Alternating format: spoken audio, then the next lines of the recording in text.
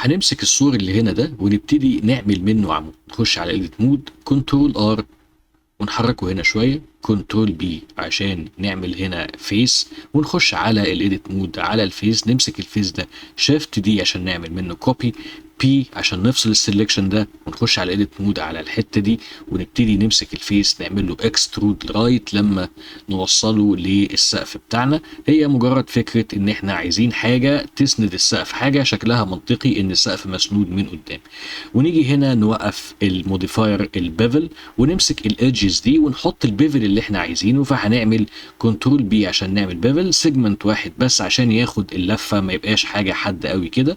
ونيجي في الحته اللي تحت دي نعمل سبورت لوب، فهنعمل كنترول ار وننزله تحت قوي، وبعدين نبتدي نصغر العمود ده شويه، اس شيفت زد عشان نعمل سكيل على الاكس والواي ما عدا الزد عشان ناخد الشكل نصغره من الجنبين دول. نعمل سيلكشن هنا، edit مود، فيس، كنترول ار عشان نعمل لوب كات هنا ممكن ننزله تحت شويه، كنترول بي عشان نعمل سيجمنت هنا صغير. نخش على الايزوليشن مود وناخد بالنا هنا بقى من حاجه، نمسك الفيس ده ونبتدي نعمل له اكسترود. هتلاقي ان عندك ظهر طرفين كده للاكسترود حتى لونهم احمر. الفكره ان هو عمل تو فيسز على الجنب، انا مش عايزه. طب اعمل ايه؟ ادوس كنترول اي اكسترود مانيفولد وابتدي اسحب، يبتدي يظهر معايا ان هو بيخش الفيس كله، بيخش ملوش بوردرز على الجنبين يمين وشمال، واداني الشكل اللي انا عايزه. اجي بعد كده ابتدي اخش على على الايدج مود، اديت ايدج، وامسك الايدج ده واعمل كنترول بي عشان اعمل بيفل صغير قوي يدي للحيطه بتاعتي كده شكل صغير. احنا بنحاول نعمل تفاصيل صغيره زي ما اتفقنا عشان هتفرق معانا. نمسك العمود ده ونعمل كنترول ار عشان نعمل بيفل سيجمنت واحد كفايه قوي، وبعدين اخد شيفت دي عشان اعمل منه كوبي، بي عشان افصله، وابتدي اخش على ده احط عليه سوليديفاي. لما بحط سوليديفاي بيبان قوي معايا ان هو مش منتظم.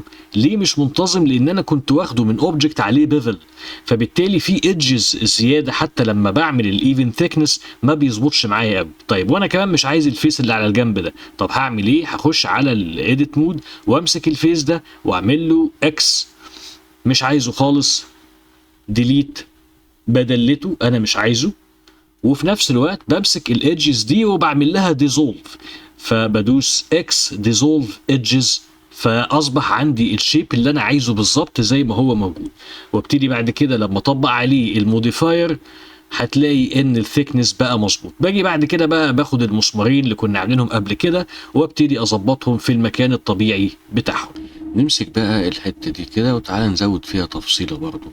نخش على الايديت مود على الفيس، كنترول ار، نرفع شويه لفوق كده اللوب كات اللي اتعمل ده، كنترول بي عشان نعمل بيفل، وناخد ده شيفت دي بي، نفصل السلكشن ده نخليه اوبجكت لوحده، ونخش على الايديت مود على الايديت على الفيس، نمسك الفيس ده وندلته خالص اكس ديليت، وناخد الاوبجكت ده ممكن نعمل سيلكت على الاوبجكت تاني عشان ناخد منه الموديفاير بتاعه، نعمل كوبي للموديفاير. وبنفس الطريقة على الايديت مود هنعمل كنترول ار كنترول بي، نزود على السيجمنتس 3 سيجمنتس مثلا، وناخد كل الفيسز دي اكسترود، نلغي الاكسترود، الت اس، هنا تاني اكسترود، الت اس. ممكن نمسك الايدجز دي كلها ونبتدي نعمل فيها بيفل لفة صغيرة كده زي ما احنا متعودين، وبعدين ناخد الاوبجكت ده نطبق الموديفاير عليه، كنترول اي ابلاي موديفاير، اديت مود، شيفت دي بي عشان السلكشن، ناخد الاوبجكت ده. هنلاقي هنا واحنا بنحاول نعمل له سكيل ان الاوريجن بوينت بتاعته بعيدة قوي عنه، لازم ندوس شيفت اس عشان نقول له object to geometry، فبالتالي واحنا بنعمل سكيل السكيل بتاعنا ماشي مظبوط. نعمل سكيل اكسترود، عايزين نعمل هنا حاجة زي كابينة اتصالات او حاجة زي كده. على الايديت مود نخش كده نمسك الايدج ده ونرجعه لورا شوية، كنترول ار، ونمسك الايدج ده لوحده ونطلع الحتة دي قدام شوية. اجي عند الفيس ده وعايز اعمل له انست، لازم اتأكد ان انا عامل للشيب ده كله ابلاي سكيل عشان الانست يمشي معايا مظبوط. هعمل انست بسيط، انست كمان مره، اكسترود، وامسك كل الفيسز دي واعمل اكسترود لبره شويه. عايز اعمل فريم كأن اللي جوه دي شاشه بتعرض اسم اللي بيتصل او اسم المكان اللي بيتصل ببرج الغرب. شيفت رايت كليك عشان انقل ال 3 دي كيرسر في المكان ده، شيفت ايه، مش بلان، اعمل سكيل للبلان. انا عايز ابتدي اعمل الزراير بتاعه كابينه الاتصال، هما تقريبا بيبقوا 9 زراير، يعني هنعمل حاجه مش بالظبط قوي. هظبط المكان بتاعها والسكيل واعمل لها اكسترود عشان اديها الثيكنس بتاعها. واخش على الايدجز، كنترول بي عشان اعمل لفه صغيره،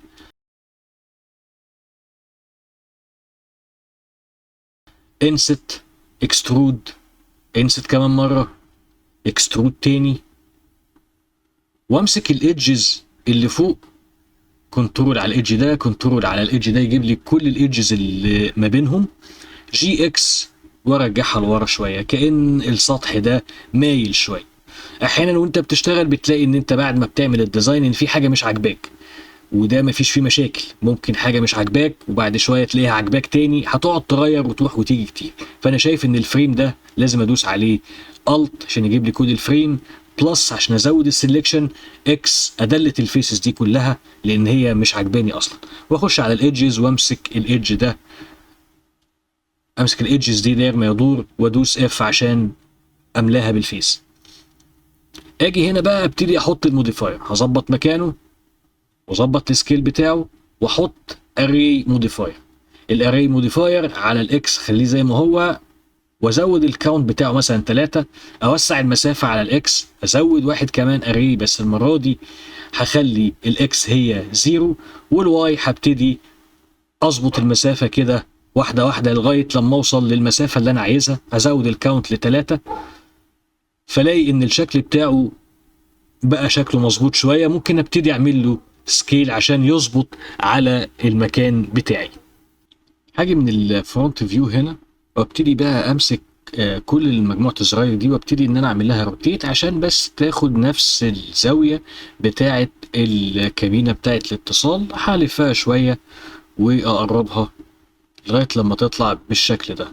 هنبتدي هنا في المرحله دي ان احنا نشتغل على كابينه الاتصالات، هنشتغل على الزراير ان احنا هنصغرها شويه، وفي نفس الوقت هنعمل فريم حوالين الزراير. هنستخدم كل الحاجات اللي احنا اتعلمناها، ازاي نقدر نعمل سكيل، ازاي نقدر نلعب بالفيرتكس والايدجز عشان نوصل للشكل اللي احنا عايزينه. الفكرة كلها ان احنا عايزين مساحة في كابينة الاتصالات من تحت عشان نقدر نعمل فيها شغل شوية. عايزين نشتغل بالبولين لغاية لما نوصل للشكل اللي احنا عايزينه.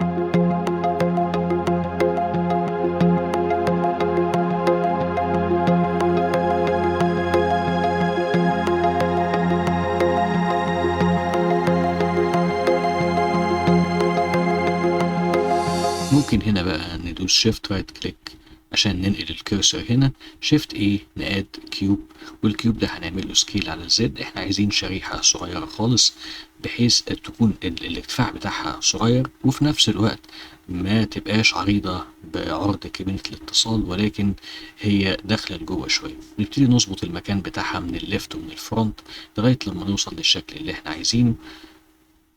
نابلاي السكيل ما ننساش، واذا كانت نورمال مقلوبة محتاجين نعدلها. وفي نفس الوقت هنختار سيلكشن على الكتر ده، ونختار سيلكشن على كابينة الاتصال، كنترول ماينس عشان نعمل بولين. ممكن نحط بقى على الكتر ده نحط عليه موديفاير اري، ونبتدي نزود الاعداد بتاعة الكتر ده لغاية لما تدينا الشكل اللي احنا شايفينه قدامنا. طول ما انت البوليان عندك مش الموديفاير مش ابلاي، انت تقدر تعمل التعديلات اللي انت عايزها. ممكن هنا بقى ممكن نمسك التو فيسز دول ونعمل لهم انست، ممكن نعمل انست مرة كمان، وبعدين نعمل اكسترود لبره شوية.